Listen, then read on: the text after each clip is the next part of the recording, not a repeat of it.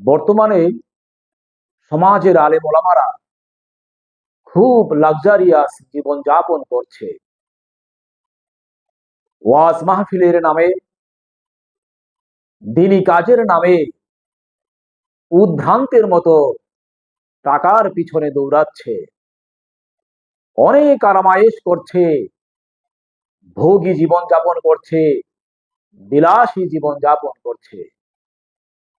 দিনে রাতে উন্নত মানের খাবার খেয়ে মৌজ করে চলছে। কিন্তু এক্ষেত্রে আল্লাহর ওলিগণ অনেক ব্যতিক্রম। আল্লাহর ওলিদের জীবনে কখনো জাঁকজমকপূর্ণ ভাব নেই। তারা অত্যন্ত সাধারণভাবে সাদামাঠা জীবন যাপন করে থাকে। আল্লাহ পাকের সন্তুষ্টির জন্যে, রেজাই মাওলা হাসিলের জন্যে তারা তাদের সুখ শান্তি সর্বস্ব সব কিছু রবের পবিত্র কদম মুবারকে সমর্পণ করে দেন। নিজেদের জীবনের সুখ শান্তি সব কিছু বিলীন করে দেন মাওলাকে রাজি খুশি করার জন্যে। জীবনকে তুচ্ছ মনে করেন মাওলার দিদার লাভের জন্যে।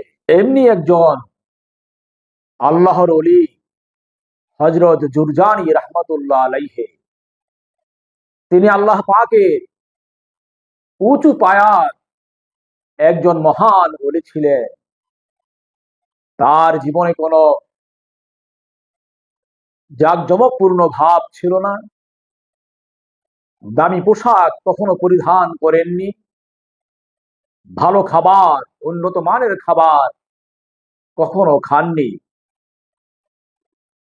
খেতে ইচ্ছে করলেও নফসকে দমন করে রেখে সাধারণ খাবার গ্রহণ করতেন।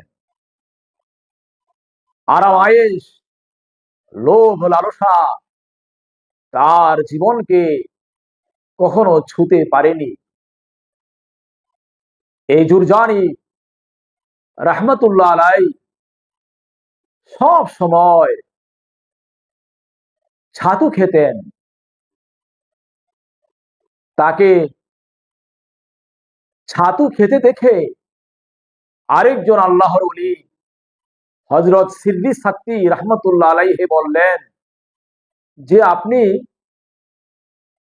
রুটি না খেয়ে ছাতু কেন খান? তার এই প্রশ্নের উত্তরে হযরত জুরজানি রাহমাতুল্লাহ আলাইহি বললেন যে, দেখুন, আমি হিসেব করে দেখেছি যে ছাতু খেতে অনেক অল্প সময় লাগে, আর ছাতুর পরিবর্তে কেউ যদি রুটি খায়, রুটি চিবাতে চিবাতে তার অনেক সময় চলে যায়।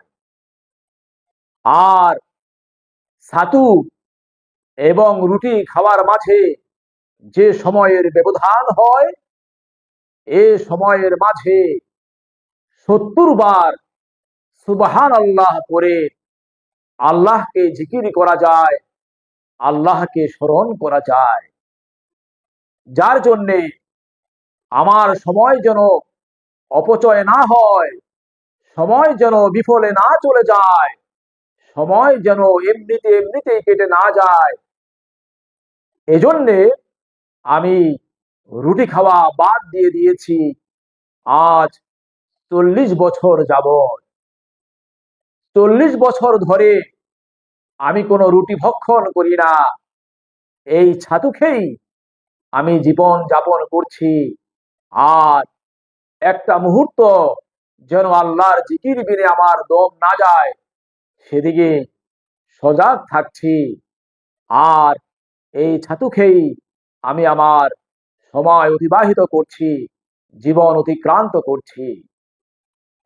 সম্মানিত সুধী মণ্ডলী, তাহলে দেখুন, মহান আল্লাহ পাকের ওলিদের মাঝে কোন জাঁকজমকপূর্ণ ভাব নেই, লোভ লালসা নেই, খাদ্যের দিকে, পোশাকের দিকে, আরামায়েশের দিকে, রাজকীয়তার দিকে কোনো ধ্যান খেল নেই। ধ্যান খেয়াল, উদ্দেশ্য, লক্ষ্য সব কিছু হলো মাওলাকে কেন্দ্র করে। তাই আসুন আমরা দুনিয়াবি আলেম ওলামাদের দিকে ঝুঁকে না পড়ে প্রকৃত আল্লাহর ওলিদের দিকে সময় দেই, তাদেরকে অনুকরণ করি, তাদেরকে মহব্বত করি, তাদেরকে আদর্শ মনে করে আল্লাহর পথে চলি, আল্লাহর রাসূলের পথে চলি। তাহলেই আমরা আমাদের জীবনে কামিয়াবি হাসিল করতে পারবো। আল্লাহ আমাদের এই তৌফিক দান করুন। আমিন। আসসালামু আলাইকুম ওয়া রাহমাতুল্লাহি ওয়া বারাকাতুহু।